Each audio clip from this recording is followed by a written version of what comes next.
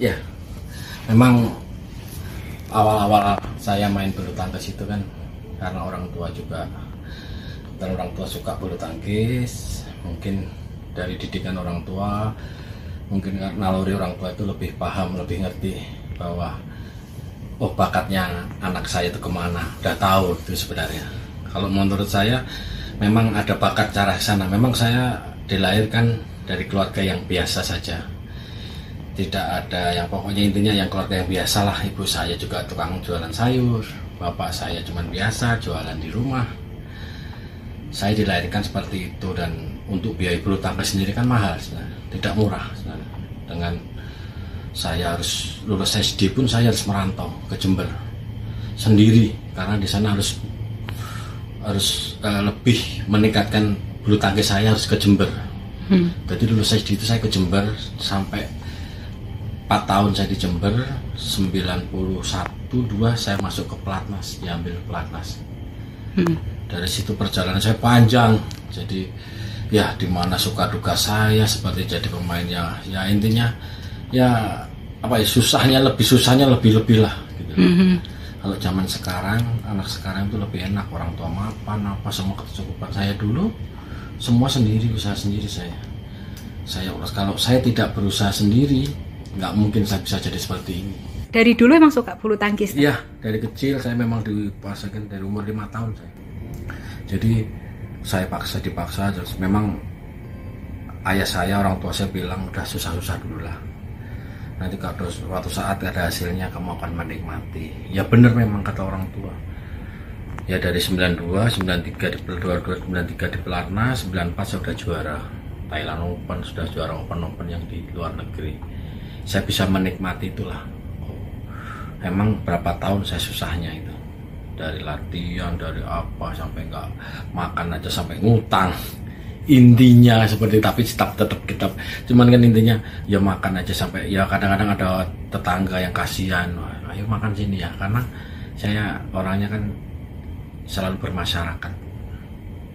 Di Pelatnas pun saya selalu bermasyarakat dengan orang sekitarnya. Saya paling senang karena hidup itu paling dekat tetangga terdekat itu paling saudara kita. Nggak mungkin kita dengan ada apa-apa kita manggil saudara orang tua, nggak mungkin. Makanya saya hidup paling susah dulu, zaman dulu itu susah sekali saya gitu. Sampai untuk biaya saja, sampai ngontrakin rumah berapa puluh tahun untuk biaya saya bulu tangkis. Tapi ya alhamdulillah hasilnya yang sekarang dinikmati dengan orang tua saya, semuanya saya. Ya alhamdulillah banyak dikenal juga gitu kan, senang juga gitu loh. Jadi banyaklah suka dukanya di pemain bulu tangkis itu. Terus lawan paling berkesan atau lawan terberat bagi Pak Tri siapa? Kalau menurut saya, kalau zaman saya imbang semua. Tidak ada lawan yang ditakutin, tidak ada. Orang malah justru takut sama saya dulunya. Tuh. Makanya kalau bilang saya takut dengan siapa, tidak. Saya gak pernah takut dengan siapapun lawan. Karena sama-sama kita main, ya itulah. Bulu tangkis itu kan kita belum tentu yang terbaik, belum tentu yang terbaik terus. Kadang-kadang ada masanya, ada yang lainnya. Terus Pak, aku mau tanya, sekarang itu kita lihat nih, anaknya Bapak juga mengikuti jejak ayahnya. Iya.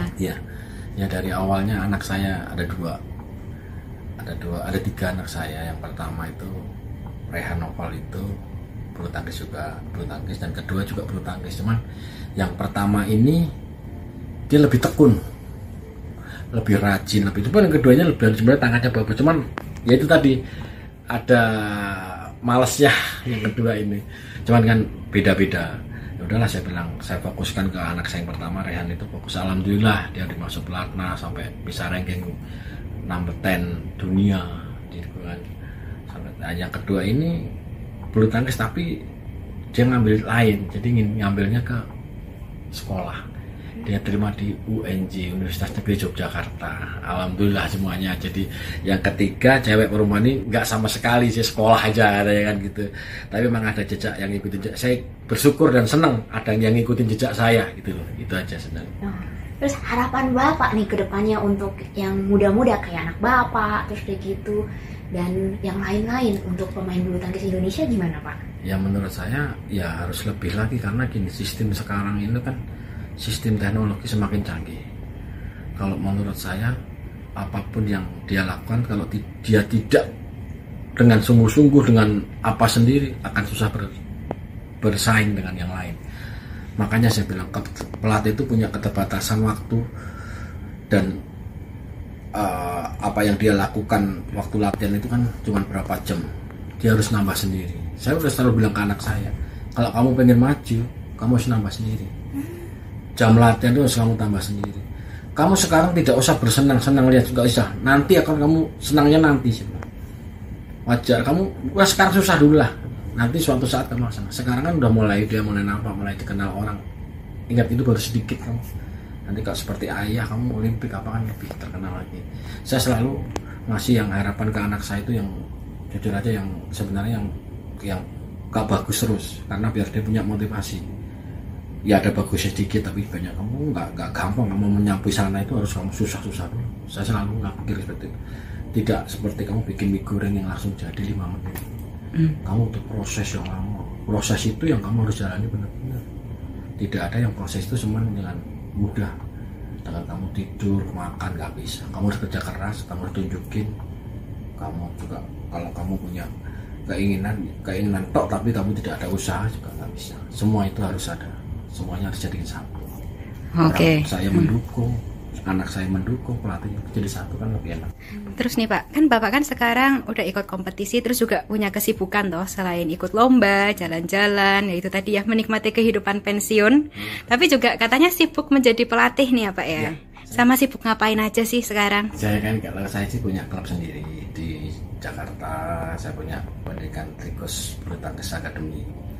Jadi anak-anak bawah saya banyak. Kegiatan saya tiap pagi cuma latih aja, pagi dari 6:30 sampai jam 10. Nanti sore begitu juga. Selain itu Sabtu Minggu ya nggak ada kegiatan ya, paling nggak saya lomba burung kan, karena saya kegiatan saya tidak ada selain itu. Mau ngapain gitu. Saya sudah umur segini mau ngapain ya, ada ya kita nikmatin aja yang ada, kita tunjukin. Paling kalau anak saya pulang minta tambahan baru kita tambahin, itu aja. Nanti kalau anak-anak saya ngasih motivasi ke anak saya seperti apa, begitu aja. Tapi tidak ada yang lain. Nggak pernah saya untuk memfonis anak saya harus umur, enggak. Anak saya itu saya selalu, udah kamu yang jalanin kok. Saya tekankan, tapi tekan dengan yang biasa. Kadang-kadang ada orang tua yang selalu menekan anak jadi stres.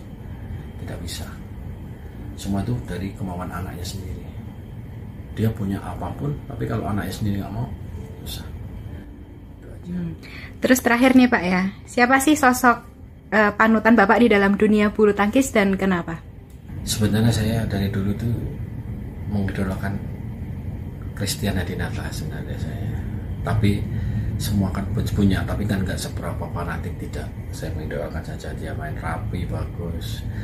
Ya, impian saya dulu tuh kalau ada Indonesia main di TV, saya selalu nonton. Saya cuma bingung kapan saya bisa ditonton orang-orang. Saya punya pikiran dulu, masih kecil saya sudah punya pikiran gitu. Saya nonton itu Sugiarto itu di TV.